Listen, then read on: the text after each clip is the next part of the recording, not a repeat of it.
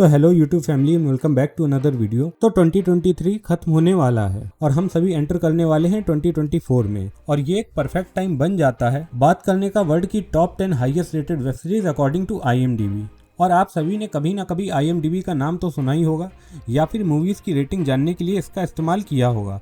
तो basically IMDb को critic की दुनिया में काफी ट्रस्टेड, रिलायबल और क्रेडिबल सोर्स माना जाता है। और हाँ, मेरी हर रेटिंग वाली वीडियो की तरह इस वीडियो में भी आपके लिए एक बोनस वेब सीरीज है जो कि काफी अंडररेटेड है और आप में से मेजॉरिटी ऑफ व्यूअर्स ने इसका नाम भी सुना नहीं होगा, लेकिन एक बार इसे देखने के बाद आप मुझे थैंक्स जरूर बोलेंगे।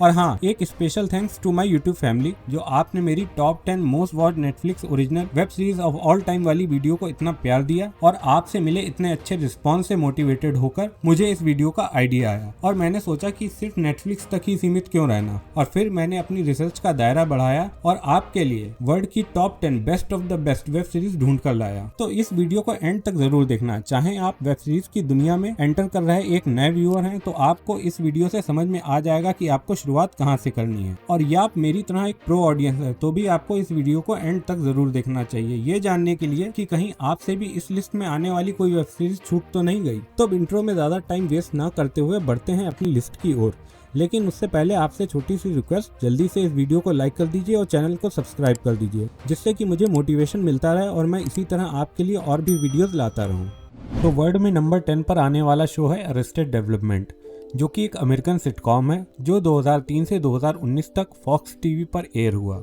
और इसके टोटल 5 सीजन्स हैं जिसके हर सीजन में 15 से 22 एपिसोड्स हैं जिनकी लेंथ अप्रॉक्स 22 मिनट्स की है, और इंडिया में इसकी स्ट्रीमिंग के official rights Disney plus Hotstar के पास हैं। और इस शो को फ्यूचर क्लासिक टीवी शो का खिताब मिला हुआ है, यानी आप इसे डायरेक्टली कंपेयर कर सकते हैं Friends, 2.5 Men and how I met your mother जैसे शोज से। और इसे इसकी स्टोरी के लिए एमी अवार्ड भी मिला है। बात करें प्लॉट की तो एक रिच बिजनेस फैमिली अपना सब कुछ उस समय गंवा बैठती है जब फैमिली के हेड को फ्रॉड के जुर्म में सजा हो जाती है, और अब इस फैमिली को यूनाइट करने की जिम्मेदारी आ जाती है घर के बड़े बेटे माइकल पर। अब आप आगे पूरे शो में देखेंगे कि माइकल के ये निकम्मे नमूने फैमिली मेंबर्स माइकल की इस कोशिश को कैसे उसके लिए एक सिरदर्द बना देते हैं, लेकिन एक फनी वे में। और IMDb ने इसे 8.7 आउट ऑफ 10 की रेटिंग दी है। तो अब पूरी दुनिया में नंबर 9 पर रैंक करने वाला शो है डेक्स्टर। ये क्राइम ड्रामा वाला अमेरिकन शो है जो कि प्राइम वीडियो पर अवेलेबल है, और ये अमेरिका की सबसे फेवरेट सीरियल किलर वाली सीरीज है। इस सीरीज के टोटल 8 सीजन है जिनमें 12-12 एपिसोड्स हैं और हर एपिसोड की लेंथ 1 घंटे की है। स्टोरी है डेक्स्टर मॉर्गन की, जो कि एक फॉरेंसिक एक्सपर्ट है मियामी पुलिस डिपार्टमेंट में, लेकिन ये फॉरेंसिक एक्सपर्ट दिन में है और रात का अंधेरा ढलते ही ये बन जाता है एक सीरियल किलर जो कि दूसरे सीरियल किलर्स को मारता है, और एक फॉरेंसिक एक्सपर्ट होने के कारण ये कत्ल का कोई भी सुराग पीछे नहीं छोड़ता। आप इसे हाफ सेंट और हाफ इविल बोल सकते हैं। अब आपको देखना यह है कि ये कब तक अपने अंदर के डीमन को इस दुनिया से छुपा पाता है, जिसका बस एक ड्रॉबैक है कि ये शो इंग्लिश में अवेलेबल है लेकिन हिंदी सबटाइटल्स के साथ, और IMDb ने इसे 8.7 आउट ऑफ 10 की रेटिंग दी है। तो अब IMDb की इस लिस्ट में डार्क नंबर 8 पर आता है। ये एक जर्मन मिस्ट्री सीरीज है जिसके अभी तक केवल 3 सीजन्स हैं जिनमें 8 से 10 एपिसोड हैं और जिनकी लेंथ 1-1 घंटे की है, और ये नेटफ्लिक्स पर केवल इंग्लिश लैंग्वेज में अवेलेबल है। लेकिन आपको इस बात से निराश नहीं होना है, क्योंकि सुनने में ये आ रहा है कि ये शो आपको बहुत जल्द इंडिया में हिंदी डब्ड देखने को मिलेगा। अब मैं पहले ही बता दूं कि ये सीरीज आपको मेंटली चैलेंज करेगी, क्योंकि इस शो में दिखाई गई टाइम ट्रैवल की मिस्ट्री पूरी दुनिया के किसी भी शो और ना ही किसी भी मूवी में देखने को मिलती है, और ये दुनिया की सबसे कंफ्यूजिंग कॉम्प्लेक्स स्टोरी के साथ आने वाली सीरीज है। स्टोरी जर्मनी के एक कस्बे विंटन की है जहां पर एक बच्चे के गायब हो जाने के बाद कुछ अनहोनी घटनाएं होने लगती हैं। टोटल 4 फैमिलीज की 3 जनरेशन की स्टोरी हमें देखने को मिलती है। अब विंटन में न्यूक्लियर प्लांट के नीचे एक गुफा है जहां से ये सारी घटनाएं होना स्टार्ट होती हैं। अब मैं ज़्यादा कुछ बोलकर आपको स्पॉइलर नहीं देना चाहता, मैं सिर्फ इतना बता सकता हूं कि इसमें जो थ्योरी यूज़ की गई है उसे बोलते हैं बूटस्ट्रैप पैराडॉक्स। इसका सबसे सरल एग्जाम्पल है मुर्गी और अंडा, कि पहले मुर्गी आई या अंडा। अगर मुर्गी नहीं तो अंडा कहाँ से आएगा, और अगर अंडा नहीं तो मुर्गी के अस्तित्व पर सवाल उठने लगते हैं। बेसिकली ये थ्योरी टाइम ट्रेवल में एक इनफाइनाइट लूप क्रिएट करती है, और इसी थ्योरी का इस्तेमाल शो में दिखाई गई फैमिलीज के बीच के रिलेशन में यूज़ किया गया है, जिसके कारण ये शो बहुत ही कॉम्प्लेक्स बन जाता है। अब बात करें इसकी रेटिंग की तो IMDb ने इसे 8.7 आउट ऑफ 10 की रेटिंग दी है। अब वर्ल्ड में नंबर 7 को एक्वायर करने वाला शो है 6 फीट अंडर। ये एक ड्रामा वाली HBO की सीरीज है जिसके टोटल 5 सीजन्स हैं, जिसके हर सीजन में 13 एपिसोड हैं, जिनकी एवरेज लेंथ 55 मिनट की है। स्टोरी है फिशर फैमिली की, जो कि लॉस एंजलिस में एक फ्यूनरल होम चलाते हैं। अब फ्यूनरल होम उसे कहते हैं जहां मरे हुए इंसान को दफनाने के लिए प्रिपरेशन की जाती है। उन्हें ताबूत यानी कॉफिन के साथ साथ और भी सर्विसेज प्रोवाइड कराई जाती हैं। आप देखेंगे कि फिशर फैमिली के ऊपर इस बिजनेस का कैसे प्रभाव पड़ता है, जैसे कि हर एपिसोड की शुरुआत होती है एक डेथ से, और इतने निगेटिव माहौल को ये फैमिली कैसे हैंडल करती है। और ये शो इंडिया में जियो सिनेमा पर अवेलेबल है, लेकिन अभी ये सिर्फ इंग्लिश लैंग्वेज में है। HBO के बाकी शोज की डबिंग के चलते मुझे लगता है कि जल्दी इस शो को भी हिंदी में डब किया जाएगा। और बात करें इस शो की क्रिटिक रेटिंग की, तो IMDb ने इसे 8.7 आउट ऑफ 10 की रेटिंग दी है। अब पूरी दुनिया में जिस शो ने नंबर 6 के प्लेस को सिक्योर किया है, वो शो हम सभी के दिलों के बहुत करीब है, जिसका नाम है द बॉयज़, जो कि Amazon प्राइम पर हिंदी और इंग्लिश जैसी मल्टीपल लैंग्वेजेस में अवेलेबल है। और ये शो एक्शन फिक्शन कॉमेडी की कैटेगरी में फॉल करने वाला शो है, जिसके अभी तक टोटल 3 सीजन्स आ चुके हैं और बहुत जल्द आपको इसका चौथा सीजन भी देखने को मिलेगा। इसके हर सीजन में 8 एपिसोड हैं, जिनकी लेंथ ऑलमोस्ट 1 घंटे की है। अब आपने सुपर हीरोज़ तो पहले भी देखे होंगे, लेकिन इस सीरीज़ में दिखाए गए सुपर हीरोज़ आपका नज़रिया बदल के रख देंगे। अब एक ऐसी दुनिया है जहां इन सुपर हीरोज़ को भगवान की तरह पूजा जाता है।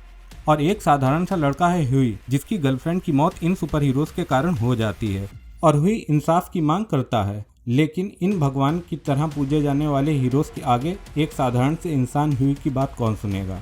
और ह्यूई की यही इंसाफ की तलाश उसे मिलवाती है बिली बूचर से, जो कि खुद इन सो कॉल्ड सुपर हीरोज़ का सताया हुआ है। अब ये दोनों निकल पड़ते हैं इंसाफ की तलाश में और अपना बदला लेने।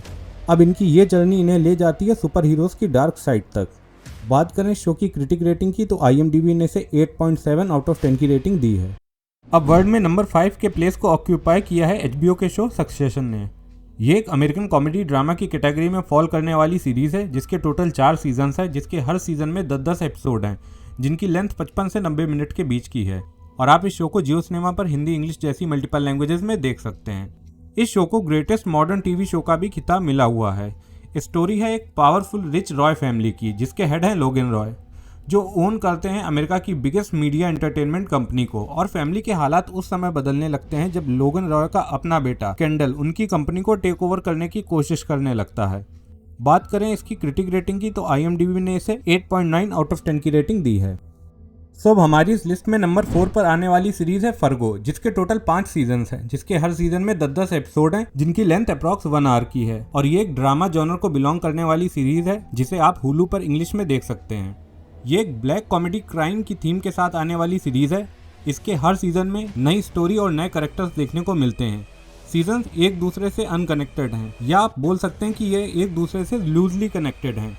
अब स्टोरी है एक प्लेस फर्गो की, जहाँ की सारी स्टोरीज रूमर, भले ही उनकी टाइमलाइन आपस में मैच होती हो या ना, इन सारी स्टोरीज को मिलाकर एक स्टोरी बना दी गई है। अब मैं आपको सारे सीजन्स की स्टोरी तो नहीं बता सकता, लेकिन आपको सीजन 1 की स्टोरी के बारे में थोड़ा सा आइडिया दे देता हूँ। स्टोरी है एक average looks, average height, average personality वाले इंसान लेस्टर की, जो कि एक इंश्योरेंस बेचने वाला एजेंट है, जिसे आज भी इसके स्कूलमेट्स बुली कर जाते हैं।